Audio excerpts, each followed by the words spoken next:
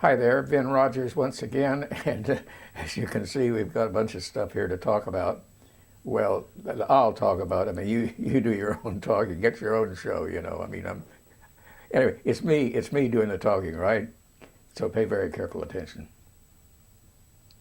As we speak, this momentous time, my friends, today the Cardinals are locked into the Sistine Chapel. They're going to be selecting another pope. So this broadcast here is more or less a goodbye to the old one. And may I say that his papacy is just an abject failure of monumental proportion. I don't think the guy did a thing right, which is just as well. I'm certainly not promoting the church, so I'm delighted at his misfortune, or Schadenfreude, as we say auf Deutsch. Anyway, right away, I have to ask, behind the camera we have a video operator. This is Ski, and he's great. And he's going to be able to tell me how to pronounce Georg in German. Georg. Georg? Georg. Georg. Very good. I'll make a mental note of that. I'll get to it eventually. But I thought I'd better do it now while I was still thinking about it. Well, there's so much about this man that he's been Pope since, I think, 2005, so that will be going into his 8th year. And of course, he was Pope long before that, because John Paul was simply a basket case the last 5-6 years of his life, and before that, he was out of doing evangelical stuff. He was the Billy Graham of Catholicism.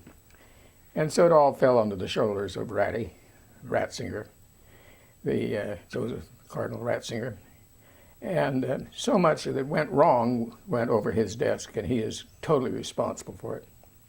I think, number one, the matter of the saints, the phony saints that they had. Phony saints like Edith Stein, a Jewish convert to Catholicism who died in Auschwitz, and also Maximilian Kolbe, a Polish priest who died in Auschwitz. And then there was also Mother Teresa, just this old dragon. One claim to fame is that she brought a lot of money to the church. Other than that, people actually suffered because of her.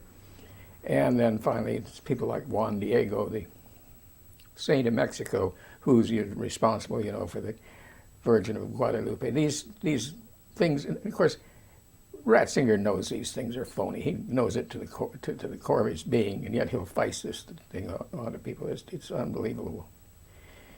And then there's the lies that he told. For example, such things as that condoms cause HIV in Africa. Can you imagine that? A bold-faced lie. The man's a liar.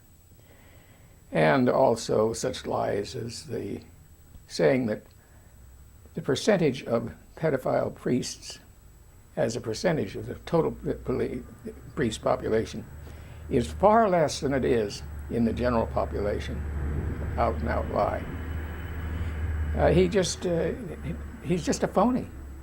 And I don't see why people, they see this man, he's very shy in his way, and they somehow equate that to holiness. The man isn't holy at all. In fact, I can't think of a pope more vain than this man. You'd have to go back to Pius XII. John Paul, while he lived, the vestments he wore were very, very plain. They looked like they were designed by artists like Matisse. They just splash of color, maybe something like that. This one goes around in furs, lined with ermine furs and red velvet.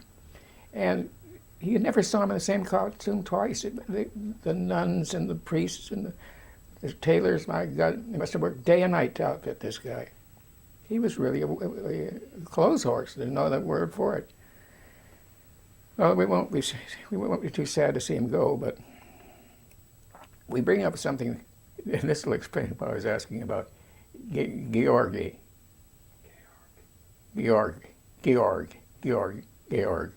There it is, Georg. Ganz fein. It sounds like ganz. It sounds like the word for goose in German. I'm not sure. Is that so? Yeah. George Ganz. He was a Monsignor in the Vatican household. Suddenly he becomes a bishop, and suddenly he becomes an archbishop. he becomes the secretary to Benedict XVI. And now let's take a little look at this guy. Any one of these will do, Ski.